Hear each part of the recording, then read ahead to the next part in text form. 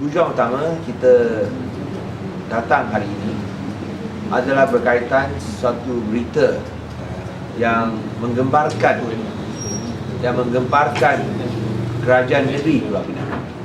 Sebenarnya bila saya terima maklumat, saya berada di Korea untuk satu misi pelaburan, di mana saya jumpa dengan syarikat-syarikat besar Korea seperti Samsung, semua orang kenal lah kan, Samsung semua orang kenal, untuk memperkenalkan ataupun menarik minat mereka kepada Pulau Pinang.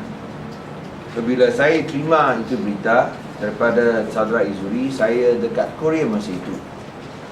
Tapi saudara Izuri menyatakan bahawa beliau akan adakan sidang akhbar. Tentu kita alu-alukan. Tapi saya terkejut juga bila saya diberitahu bahawa ada peguam yang hantarkan itu surat kosongkan premis atau paksa pindah kepada 22 buah keluarga sehari sebelum Hari Raya Aidilfitri. Saya tak percaya. Saya cakap, betul ke? Manusia apa ni? Tapi itu Saudara Izuri cakap memang ada, dan bila saya lihat dalam laporan net kemudiannya, saya tahu bahawa memang ini telah berlaku. Nah, ini sesuatu yang amat menyedihkan, kerana kita pun tahu bahawa kalau nak buat apa-apa pun, janganlah di tengah-tengah hari perayaan ataupun sehari sebelum hari perayaan. Dan ini sesuatu yang saya rasa tidak akan diterima oleh mana-mana pihak. Tak payah cakap sama ada kerajaan atau tidak, manusia, kalau dia manusia tak akan terima. So saya pun tak tahu manusia apa ini sanggup hantar surat paksa pindah sehari sebelum hari raya. Dan pada masa yang sama sanggup juga menyatakan bagi 14 hari mesti pindah, sebaik saja 14 hari luput, iaitu pada 31 hari bulan Ogos, iaitu hari kemerdekaan Malaysia. Ini tak ada semangat merdeka pun.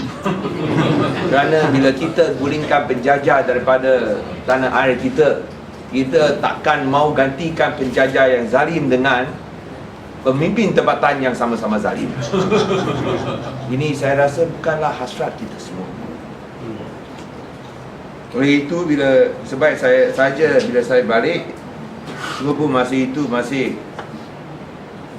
satu Syawal, tapi saya ada tanya sama itu Datuk Mansur bahawa tolong aturkan kita buat satu perjumpaan dengan tuan punya rumah. Walaupun mungkin ada yang tak ada kerana sambutan Hari Raya, tapi sekurang-kurangnya kita boleh jumpa dan saya pun boleh tahu dengan lebih mendalam isu-isu yang berbangkit. Seperti yang disebutkan tadi oleh Izuri dan juga YB Ravin, nampaknya ini syarikat bukan syarikat biasa. Tentu ini syarikat tidak buat permohonan kepada MPPP atau tidak mendapat kelulusan daripada MPPP. Pohon ada. Tapi dapat, ini Izuri tentu tahulah dia ada MPPP. Pohon ada tapi tak diluluskan. Oleh itu dia tak ada plan ataupun perintah pembangunan. Tapi walaupun begitu, dia pun terus juga, kerana dengarnya ini syarikat ini bukan syarikat calang-calang. Ini syarikat ada kabel kuat lah. Kabel kuat mana saya rasa semua tahu sama tahu. Tak payah cerita. Ya. Tahu sama tahu lah. So itulah sebab itu syarikat itu berani buat macam ni. Saya rasa semua pun tahu siapa pemilik syarikat Heraka Mas Sdn Bhd. Semua pun nama saya tak kenal, tapi salah satu number nampaknya macam kenal. So itulah saya rasa akan kita serahkan kepada Datuk Mansur Osman kemudian untuk bongkarkan.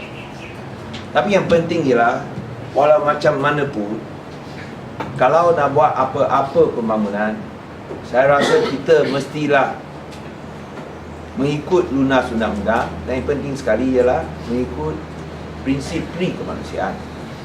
Yang pertama, kita tak boleh terima langsung kalau sebuah syarikat pemaju ataupun peguam dia boleh hantar surat paksa pindah sehari sebelum hari raya. Tak kira hari raya Aidilfitri, kalau apa-apa hari perayaan besar pun tak boleh. Dan ini dia dan lawyer ini pun Melayu. Ini yang saya tak faham. Melayu Islam juga. Yang hantar surat tu pun Melayu Islam. Yang pemaju ini pun Melayu Islam. So, apa jadi ini? So itulah, saya rasa ini kurang sensitif. Saya tak mahu gunakan bahasa kasar sangat. Kalau saya bukan Ketua Menteri, saya gunakan bahasa kasar lebih lah. Tapi ini sesuatu yang kita takkan terima. Dan saya harap perkara ini boleh diselesaikan dengan baik. Yang pertama, ini sebagai Ketua Menteri dan Kerajaan Negeri, saya meminta itu lawyer tarik balik surat ini. Saya meminta syarikat maju tarik balik surat ini. Sebab ia tak ditarik balik, kita akan senarai hitamkan syarikat ini. Tak payah buat.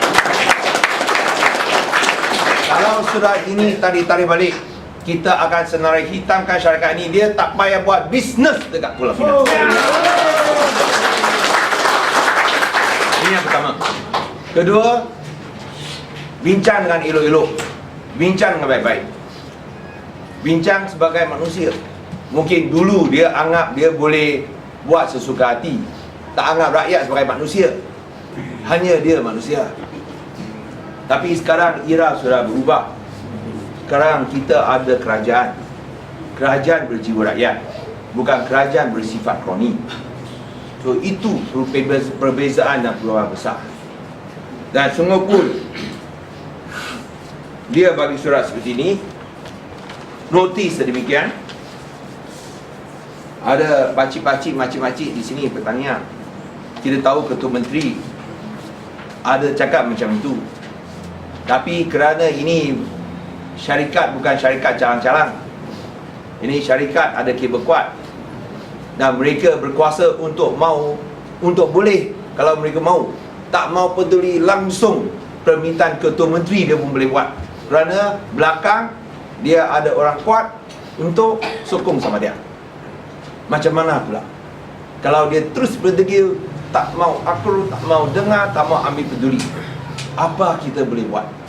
Kerana dia punya kuasa, kerana kabel kuat mungkin lagi besar, apa kita boleh buat? Kita bersihkan. Itu saya rasa pakcik-pakcik, makcik-makcik akan bimbang. Kita faham. Kerana pakcik-pakcik, makcik-makcik, kita kalau boleh kita tak mau ada apa-apa huru hara. Nah, itulah sebabnya kita harap, Kerajaan Negara harap surat ini boleh ditarik balik. Kalau tak ditarik balik, dia terus berdegil mau datang 31 hari Ogos, saya akan kerahkan penguatkuasa MBBP dan juga pegawai daerah untuk hadir bersama, untuk datang pada hari itu, untuk halang kalau mereka nak buat apa-apa. So, sebab itu saya harap dengan permintaan saya, pertama. Kedua, dengan menggerakkan penguatkuasa MBBP dan pegawai daerah, pejabat daerah. Kedua, kalau masih terus tak mau dengar, kita akan terpaksa ambil langkah kedua ni. Saya harap dengan ini, makcik-makcik dan pakcik-pakcik sekalian boleh menyambut Hari Raya Aidilfitri dengan hati yang tenteram, dengan suasana yang meriah, dalam keadaan yang elok untuk semua.